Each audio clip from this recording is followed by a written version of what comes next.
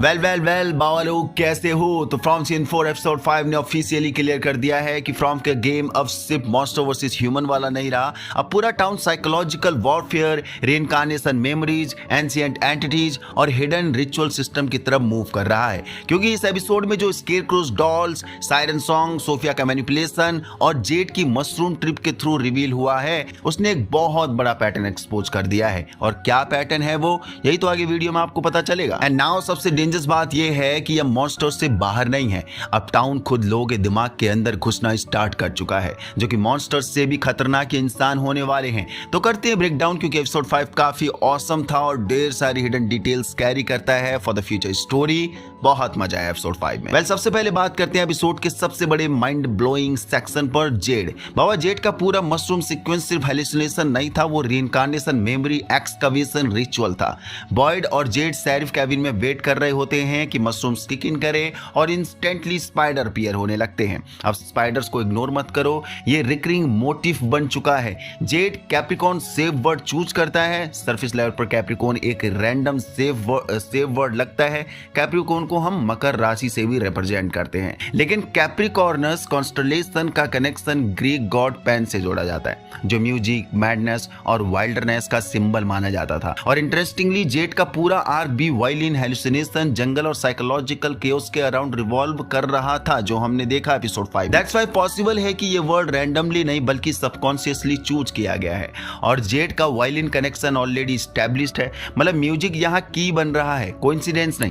Tabby को भी जब वो गाने की आवाज सुनाई दी थी वहां सेटलमेंट पर, उससे तुरंत उसका पास्ट रिकॉल हुआ। और हेनरी भी हमें पियानो में सॉन्ग प्ले करते दिखा है एपिसोड 5 में। ऑल्सो विक्टर को भी अपनी मॉम का सॉन्ग याद करने के बाद मेमोरी रिकॉल हो सकती है, मे बी, जो आगे विक्टर का ये सेगमेंट और अच्छे से एक्सप्लेन करके बताऊंगा कैसे हो सकता है रिकॉल से।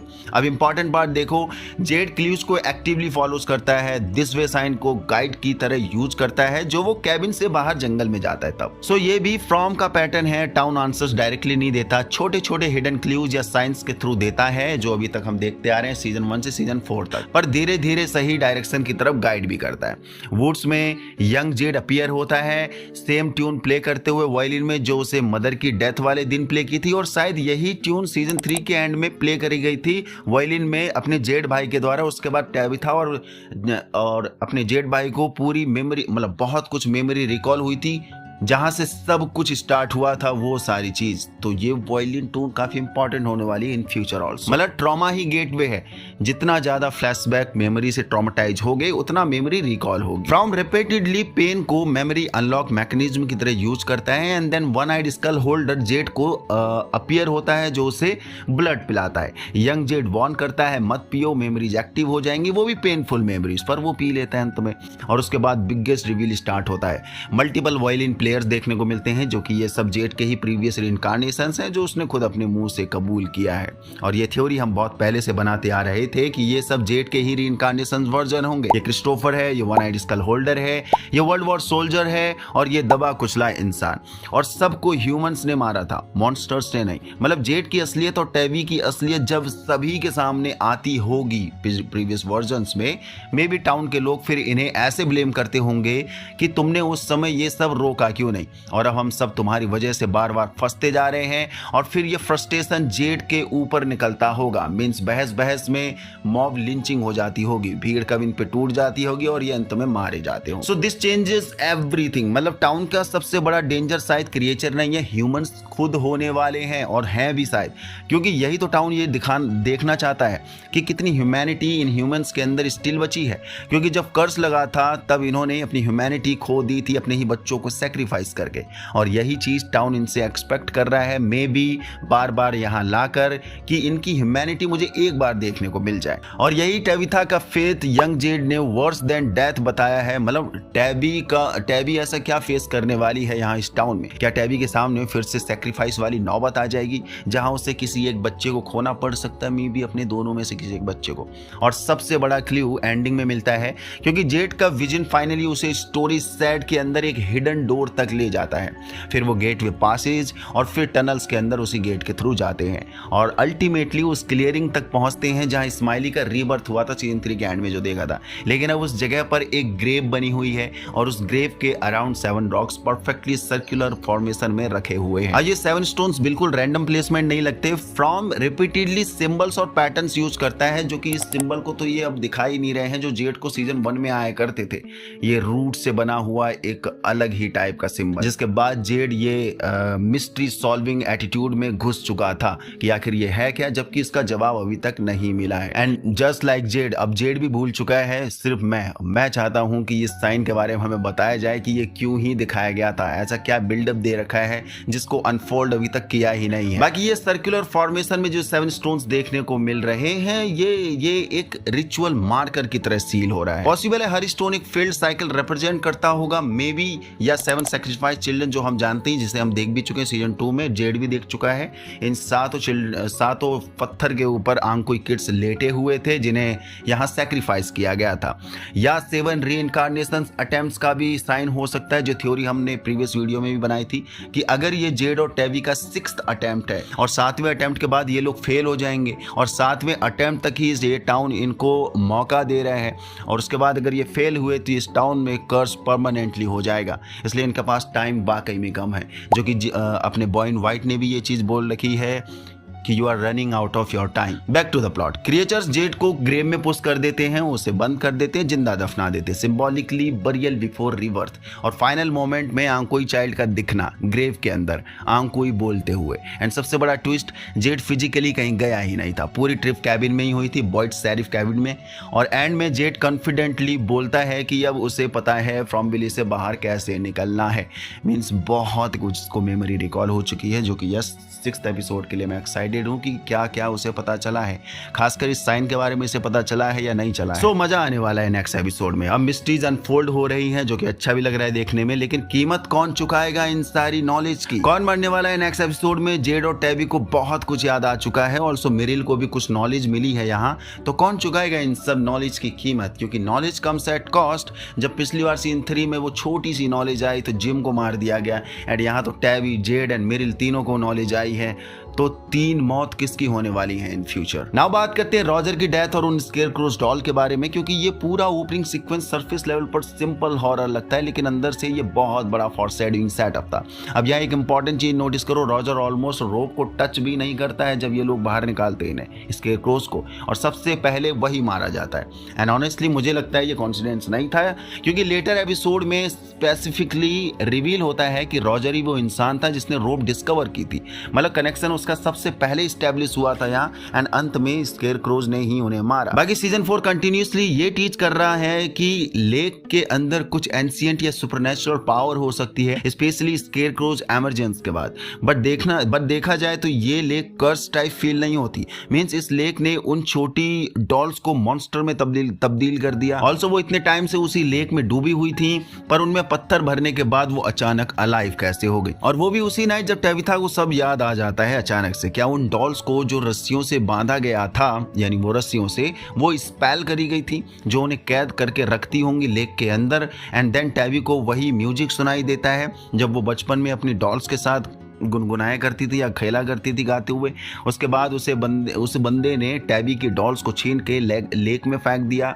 पर यह बंदा कौन था आखिर? टैबी का फादर या उसका कोई पड़ोसी?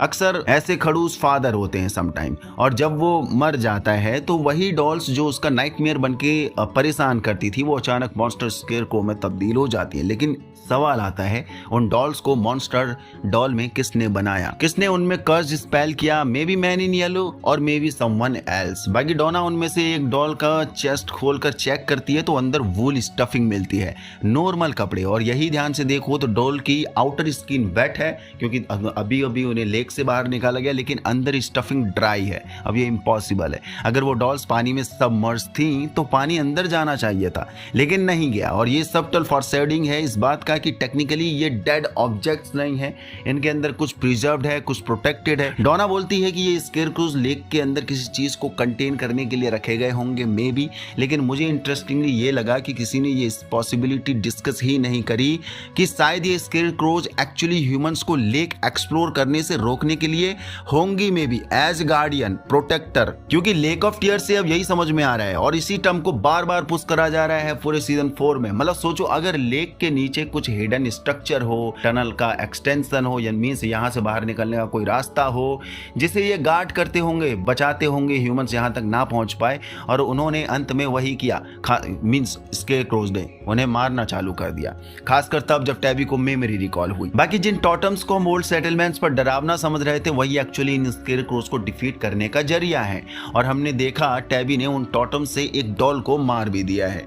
तो पॉसिबल चांसेस हैं कि ये टॉटम्स अभी टैबी ने बनाया होगा, सॉरी पिछले जन्म में, और यहाँ बैजेस भी टैबी ने ही लगाई होगी ओल्ड सेटलमेंट पर। बाकी आपने नोटिस किया ये स्केयरक्रोज दिन में इनएक्टिव रहते हैं, दिन में ये देखने को नहीं मिले और रात को ही एक्टिव देखने को मिले हैं, जस्ट लाइक हमारे मॉन्स्टर क्रिएचर जो रात को ही एक्टिव होते हैं। तो दिन में इनको डिसमेंटल करके जलाया भी जा सकता है, इन्हें आसानी से डिस्ट्रॉय भी किया जा सकता है। बाकी अब बात करते हैं सोफिया के बारे में, क्योंकि ये कैरेक्टर क्वाइटली सीजन 4 का सबसे टेरिफाइंग प्लेयर बन चुका है, क्योंकि मॉन्स्टर फिजिकली अटैक करते हैं लेकिन सोफिया मेंटली डिसमेंटल करती है स्लो पॉइजन की तरह।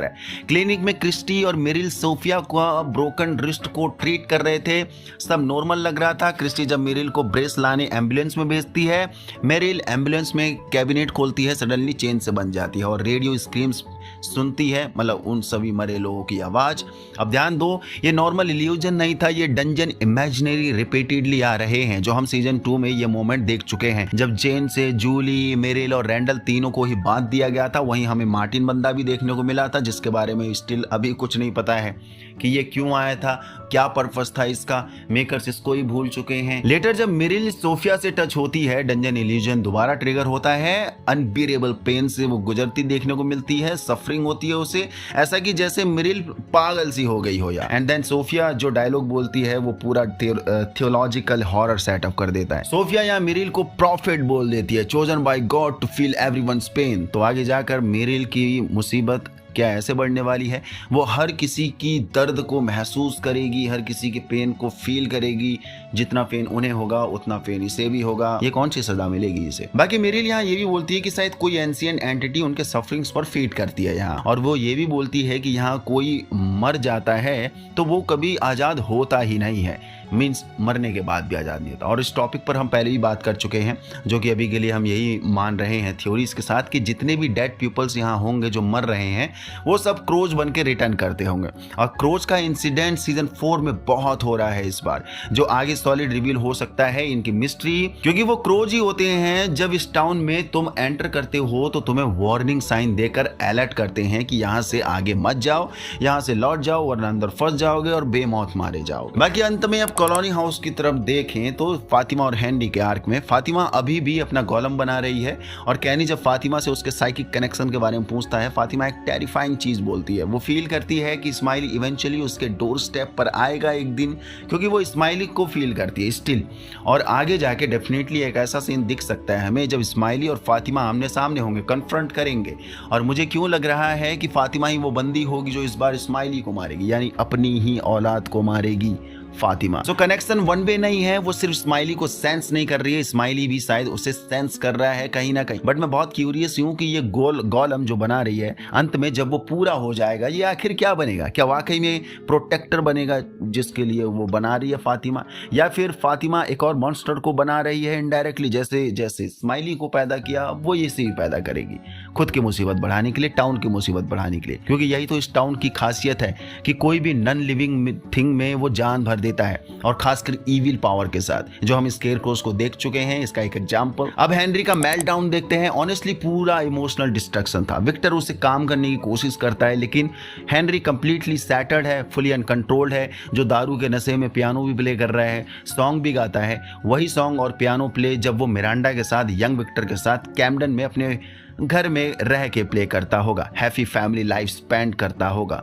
और विक्टर भी मिरांडा का वो सॉन्ग जानता है जो वो याद दिला रहा था हेनरी अपने बेटे को, और अब मुझे क्यों लग रहा है कि वो मिरांडा का ही सॉन्ग होगा जो आगे विक्टर की मेमोरी अनलॉक करेगा, मींस विक्टर के लिए आगे चलकर हेल्पफुल साबित होगा। जैसे जैसे वो सॉन्ग याद करेगा विक्टर को और ज्यादा मेमोरी रिकॉल होती जाएगी, खासकर बचपन की। और मे भी तब की जब वो यहाँ टाउन में फंस गए होंगे, मिरांडा अपने दोनों बच्चों के साथ में लुइस की भी मेमोरी यहाँ रिकॉल होगी। जब जब वो इस सॉन्ग को गाएगा या फिर याद करेगा वो लुइस के बारे में भी जानने लग जाए, क्योंकि लुइस ये कैरेक्टर हमें सीजन 3 में इंट्रोड्यूस हुआ तो है, पर उसका कोई अता पता नहीं है कि लुइस आखिर गई कहाँ है, वो जिंदा है, सर्वाइव कर गई है या क्या ही कर रही है।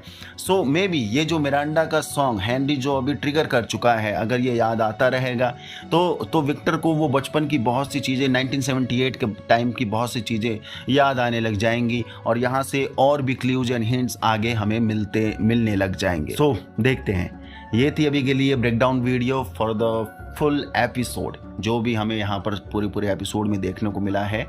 थोड़ी सी वीडियो लेंथी हो गई है बट मज़ा आया है। एपिसोड 5 काफ़ी ऑसम था और मैं चाहता हूँ कि आगे भी ऐसे ही एपिसोड्स देखने को मिले। बहुत से सब प्लॉट्स हमें दे दिए गए थे, अब वो सारे सब प्लॉट्स यहाँ अनफोल्ड होने लग जाएं। जो एक दो चीज़ें मैं यहाँ पर आपको वीडियो में भी याद दिलाई हैं, खासकर इनका अनफोल्ड होना बहुत ज़रूरी है। बाकी मिलते हैं एंडिंग एक्सप्लेन वीडियो में फ्यूचर प्रिडिक्शंस के साथ, अमेजिंग थ्योरीज के साथ, क्योंकि एंडिंग काफ़ी सॉलिड हुई है। यहाँ तक पहुँच गए तो आपको वीडियो पसंद आई, पसंद तो लाइक कर दीजिए, नए हो तो चैनल को सब्सक्राइब कर दीजिए।